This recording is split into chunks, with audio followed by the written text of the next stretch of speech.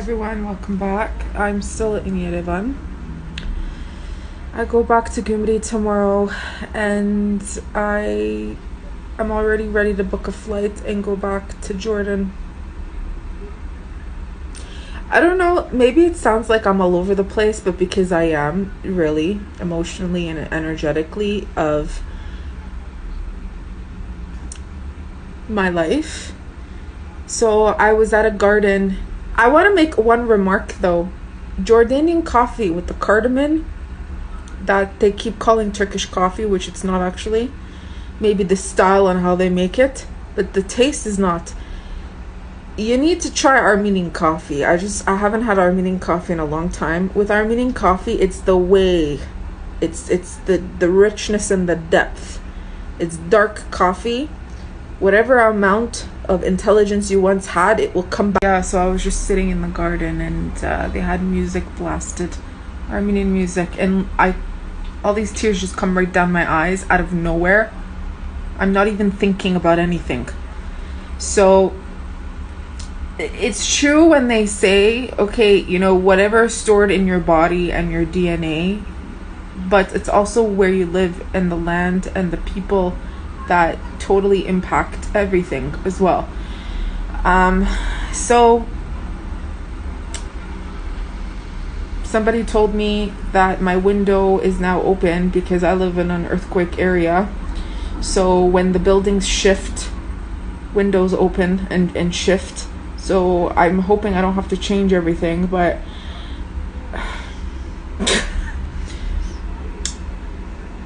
everything in Armenia is haram. Everything. So realistically, I really don't feel I would ever be able to live here in the future.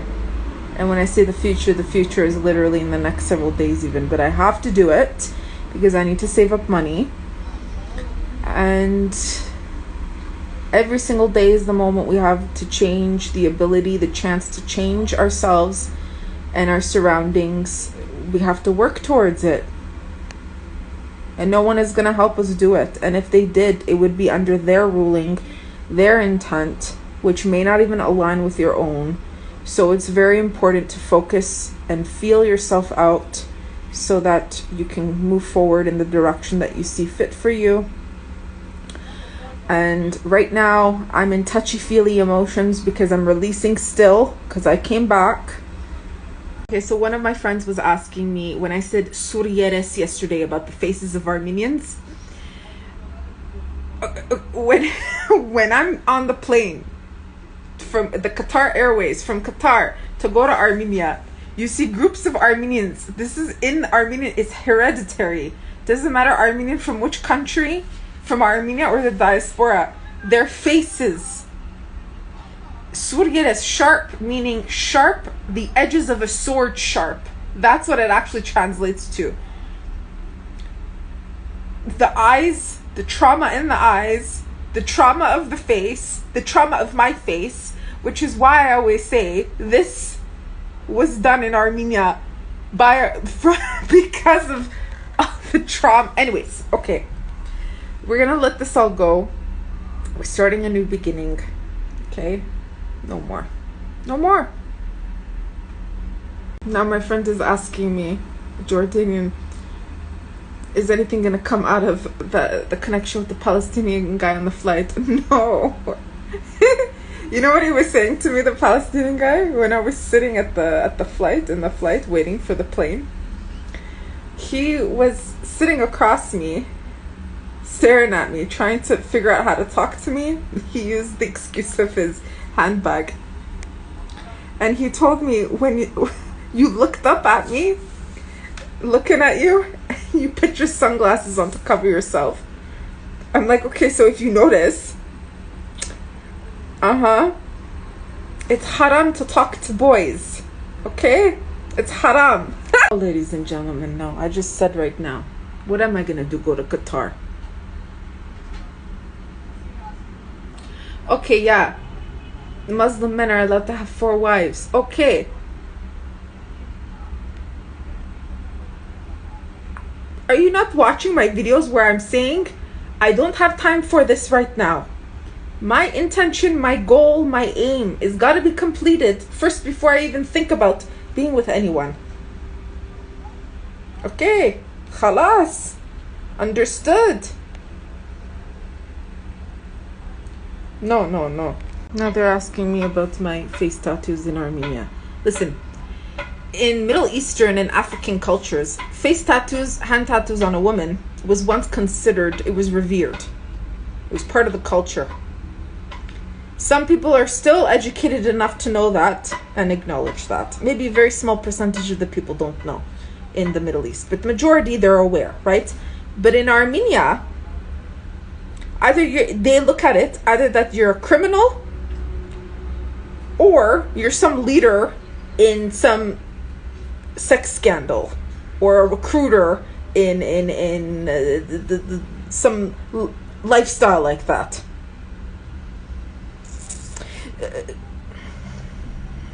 No, Akhi, no, I'm not marrying an Armenian. I can't marry an Armenian. Even before Islam, I wasn't marrying an Armenian. I'm gonna marry an Armenian now. Okay, so I don't want to hear it. Okay, I don't want to hear people telling me Jordanians are negative, Jordanians can be judgmental. Okay, everybody can be negative and judgmental. If you want to know what real negativity and judgment is, come to Armenia. Hang around with a group of Armenians. You will learn what true negativity is. I love where I come from. I love my culture, but I speak facts and I speak the truth. Somebody was saying to me, oh, but you're good, Talad. You're not negative. You're not. I absorbed so much negativity because where your environment and the people you are around, eventually it consumes you. But the depth of negativity, it's more in Armenians than anywhere. It's all persecution energy that just keeps repeating itself. There's one Palestinian Jordanian guy, another Palestinian Jordanian guy in Aqaba that I met from someone else when I first came. And then I didn't see him, and then I bumped into him twice just before I left. This is another one. Very, just people that know each other.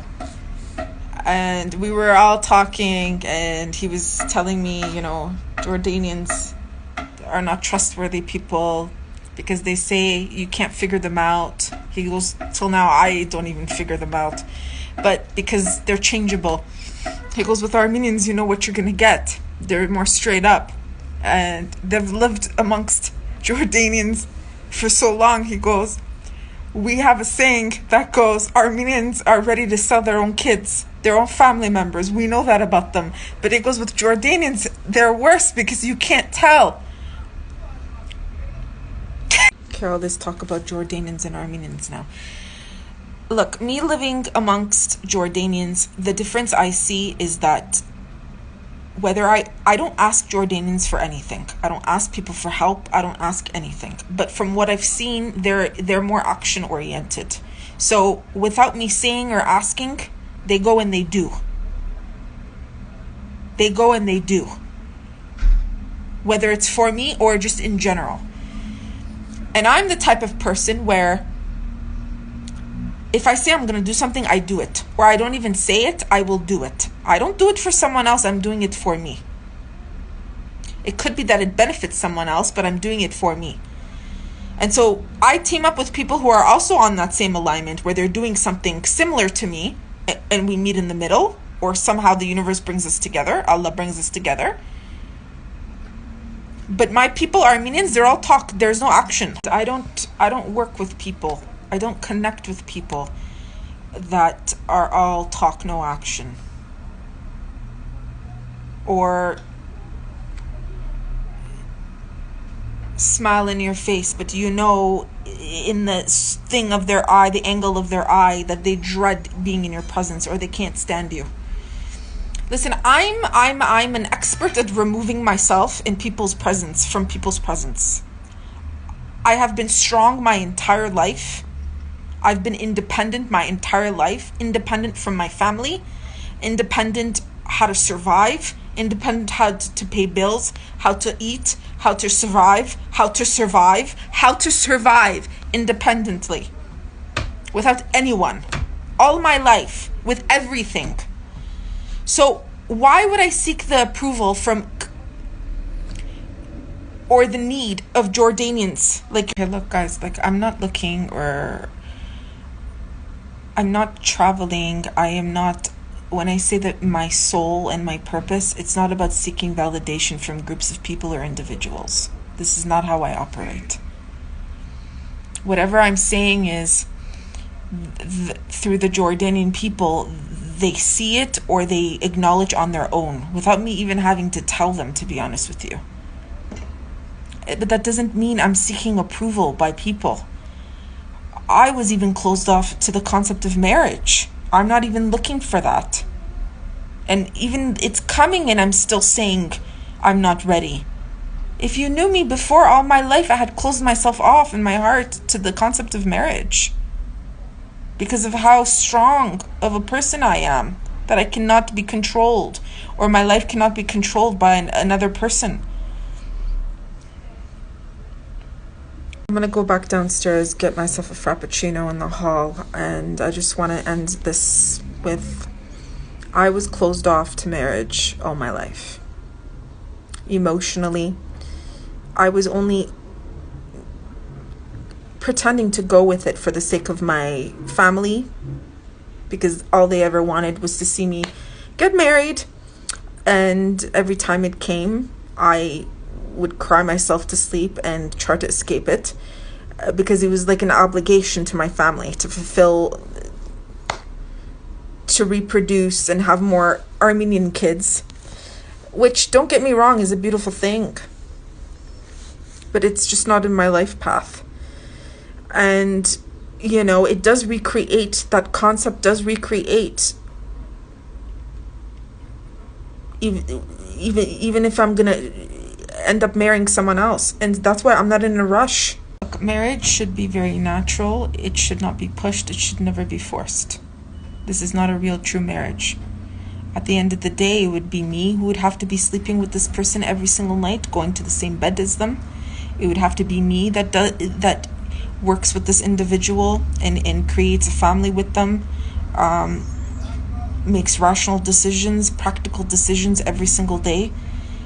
I'm not in the air or the ethers, or I'm not a dream-like person, despite what you may perceive me as. I'm very rational, I'm very practical.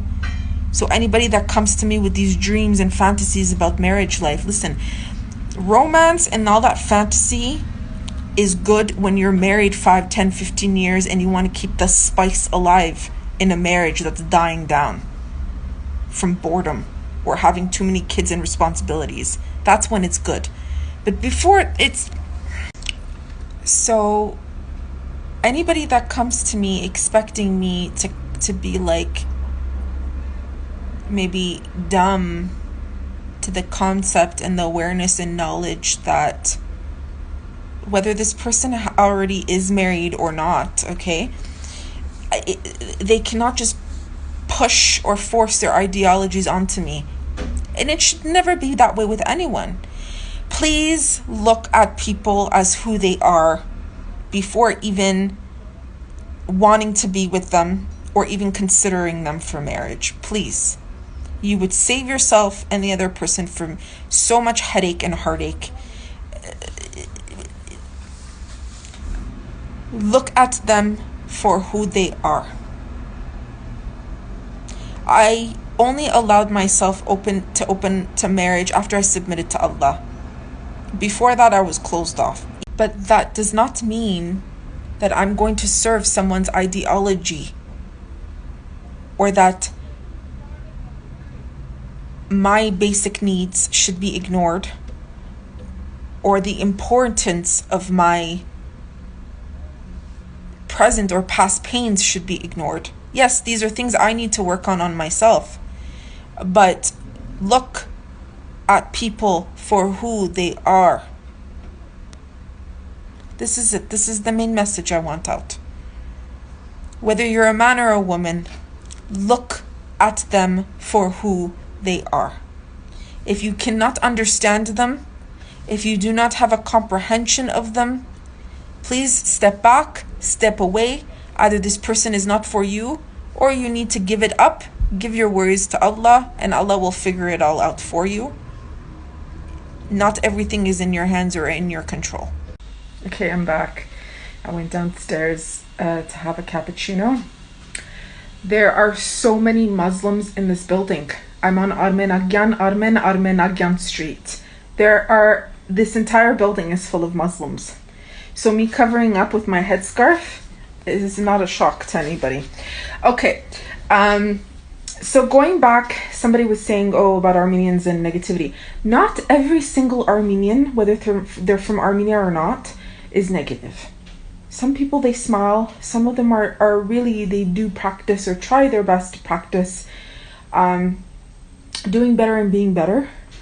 But overall, it is in our inherent DNA to be negative.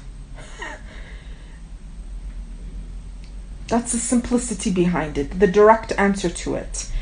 And then one of my other friends brought up the Palestinian guy again on the flight, the second flight. So yeah, my friend was asking me about the second Palestinian guy on the flight on the way back, if I'm keeping in touch with him. The answer is somewhat yes. Even though I said nothing's gonna come out of it, I told him, listen, because he told me he's never met a woman like me, the usual, as all of them say to me.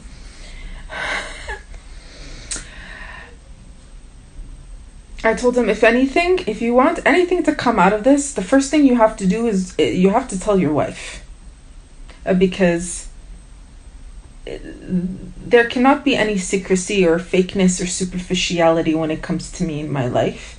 If someone is married and they want to have a future with me or have me a part of their life, he needs to go, it's part of the Islamic way, go, be direct, get an approval from your wife.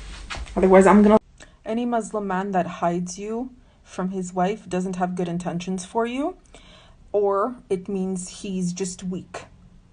Either way, it's a red flag. So I told him, if you want me in your life, you gotta tell your wife. It's simple as that. And then we'll see what can happen, how to go about anything. But this is the first initial step. You have to be straightforward, respect yourself enough as a woman, even as a man. If you're a Muslim, you have to be direct with people. See them for who they are and how they respond to you, and their actions after that. Okay, one more other thing, because I gotta get going. I have other things to do. I'm trying to answer as many questions as possible and put it out there so that I don't have to respond to every single one of you one by one by one by one. I'm trying to remember what your